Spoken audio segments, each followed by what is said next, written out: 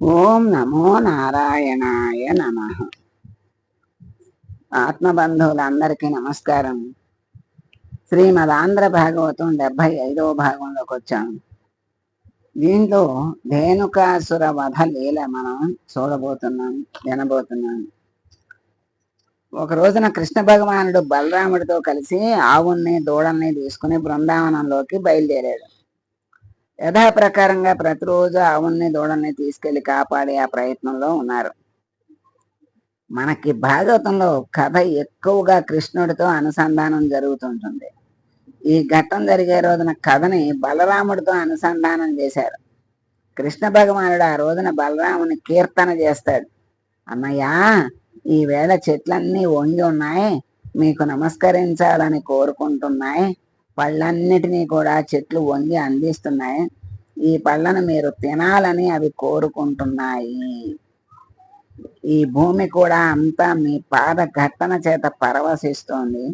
మీరు మహాపురుషులు అని మాట్లాడుతూ అప్పటిదాకా నడిచిన బలరాముడికి అలసట కలిగితే బలరాముని శిరస్సును ఒక గోపాలుడు తన ఒడిలో పెట్టుకున్నాడు. బలరాముని పాదాలని కృష్ణుడు తన ఒడిలో పెట్టుకుని సంవాహనం చేస్తున్నాడు. ఇలా జరుగుతున్నప్పుడు ఒక ఆశ్చర్యకరమైన సంఘటన జరిగింది. కొన్ని ఆవులు కనపడలేదు.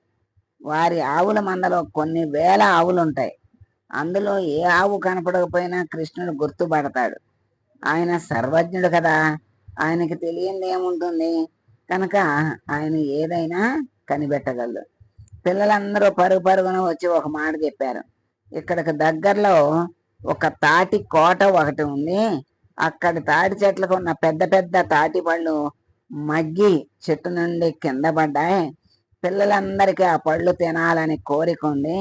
అక్కడ ధేనుకాసురుడు అని పిలువబడే గార్ధబాసురుడు ఉండేవాడు. అతడు గాడిద రూపంలో ఉన్న రాక్షసుడు.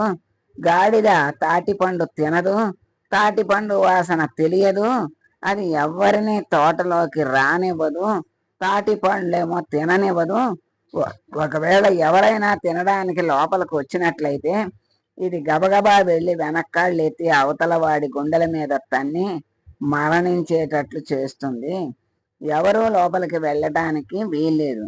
ఈ మాట చెప్పి వాళ్ళు, మాకు ఎప్పటి నుంచో ఆ తాటిపళ్ళు తినాలని ఉంది, బలరామ, మాకు ఆ తాటిపళ్ళు తినే అదృష్టాన్ని కల్పించవా అని అడిగారు. బలరాముడు, మీకేం భయం లేదు, నా వెంట రండి అన్నాడు. బలరాముడు అపారమైన బలశాలి. గోపబాలులందరినీ ఆ తాటి వనంలోకి తీసుకెళ్ళి ఒక తాటి చెట్టును పట్టుకుని ఊపితే తాటి పళ్ళు గలగల కింద రాలిని. పిల్లలందరూ బలరాముడు తాటి పళ్ళను ఇప్పించాడని ఎంతో సంతోషంగా వాటిని తింటున్నారు. దాన్ని గార్ధబాసురుడు చూశాడు.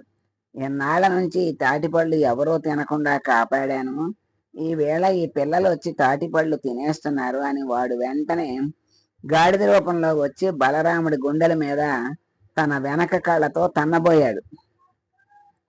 బలరాముడు గార్ధబాసురుని రెండు కాళ్ళు ఒడిసి పట్టుకుని వాడిని గిరగిరా తిప్పి ఒక తాటి చెట్టు మీదకి విసిరాడు.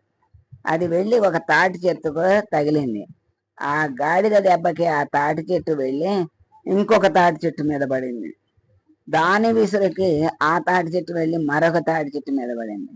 పెద్ద గాలి వస్తే ఎలా పడిపోతాయో అలా అక్కడ తాటి చెట్లన్నీ కూలిపోయినాయి.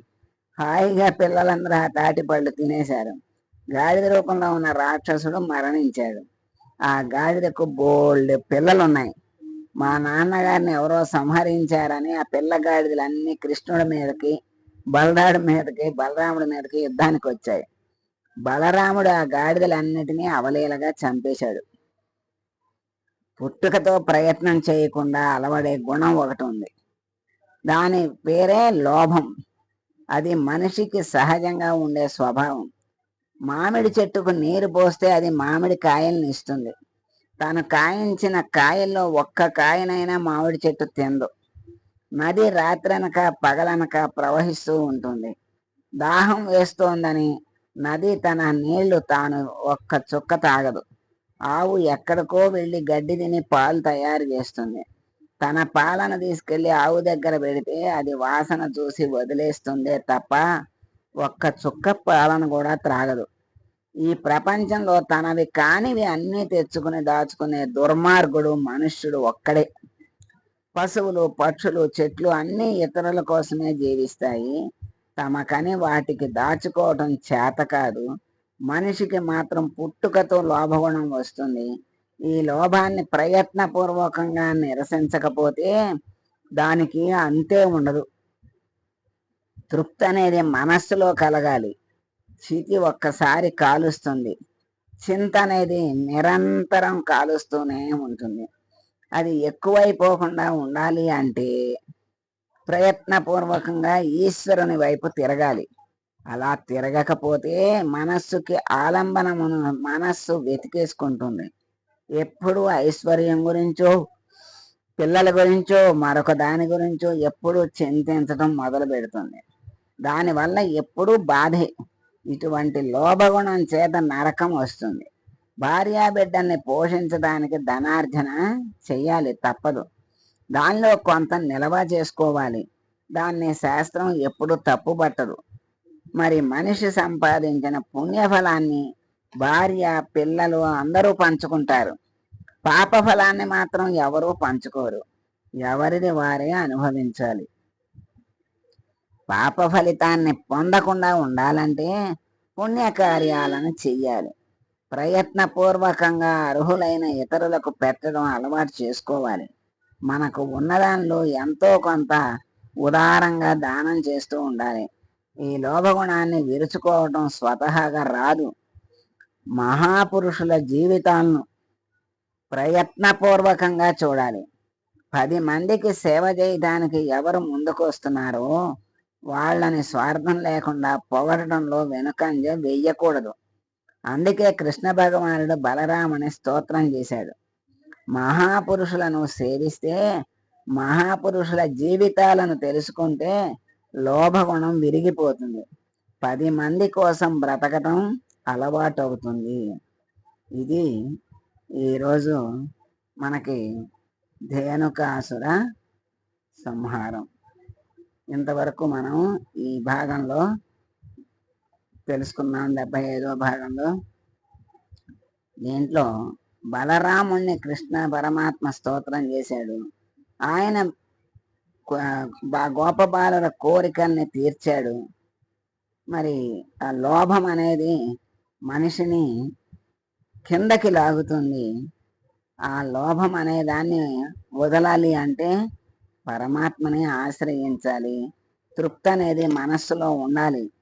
అప్పుడే అది ఆ లోభం గుణం అనేది తగ్గితే గాని వాడు మనిషి అనేవాడు వృద్ధిలోకి రాడు. భగవంతుని వైపు ప్రయాణం మొదలు పెట్టాలి అంటే భగవంతుని ఆశ్రయించాలి. అలా మనకి ఈ ధేనుకాసుర వధలో మనకి చక్కగా చెప్పారు. ఈరోజు ధేనుకాసుర వధ తెలుసుకున్నాం. సర్వం శ్రీకృష్ణార్పణమస్తు. సర్వే జనా సుఖినో భవంతు.